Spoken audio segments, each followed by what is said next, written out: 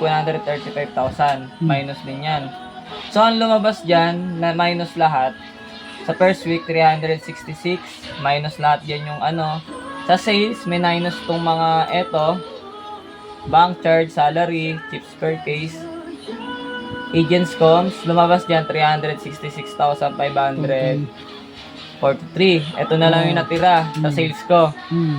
Tapos, sa second week, ito yung sales, 415,298. May minus dyan yung bank fee, charge, yung chips per case, agents comms.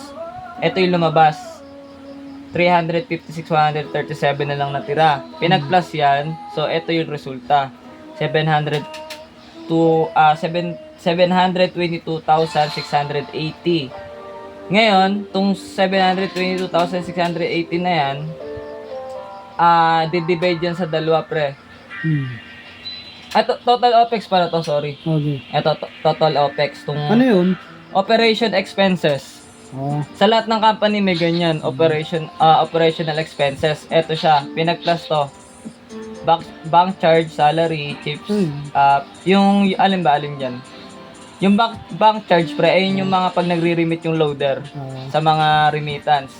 So, may bank charge siya. Yung salary wages, to pag sa loader, kunyari may loader ka, ayun yun, 14,400 pasahod sa mga loader. Yung chips, eto, yung mga biniling chips, eto yung total. Mga binili ko sa Binili kanila. mo? Oo, binili. Naubos kasi, ganun. Tapos agents comms, yung mga pasahod sa mga agents. Eto na. So, yan, pinag-plus lahat. Eto na yung resulta. 366,543 yung ano, yung total. So, eto, pre, may minus natin dito sa total, ano natin, total win and lose. Eto yung lumabas sa kanya. Net income losses, 88,616. Yung first week to Second week, eto na lang eto yung sales ko, 59,161. Pinag-plus tong dalawa, so ang resulta ito, 147,777. So sa house, pre, 70% mapupunta sa house. Eto siya, 100,003. Anong tinutukoy house? Yung house, pre, Extreme Gaming 88. Yun yung house. Tapos FA, ako na yun, 30%. So ito yung sa akin, 44,333. Laki, 2 weeks. 2 weeks yan. So, ganun yung FA Pero shares sa nalaki pa tawag. yan. Lalaki pa yan, pre. Ito, mababa pa to Mababa pa yan nata, ano mo. mababa pa to. Kasi ito, naglalaro ko dati, nag-800,000 ako Pero sa Nega to, Nega base yan Total Nega base mo sa per week. So, Iba Nega pa dyan yung Master Agent ano tayo? Recap. Ito, win and lose, nakuha ko siya. Total sales ko, Nega yan. Ibig sabihin nan. Ima-minus sa deduction. Minus to operation expenses. Equal. Ito siya, sales. Ito yung sales. Second week. Ito yung gross income. 15,998 minus operation expenses. Ito na yung resulta niya. 59,161. Pinag-plus yung dalawa, yung net income ko. Kaya naging 147,777. Tapos yung 147,777 na yan, hinati yan sa 70% at 30%. Yung 70% napunta sa house, sa Extreme Gaming. Yung 30% napunta sa akin. FA ako FA.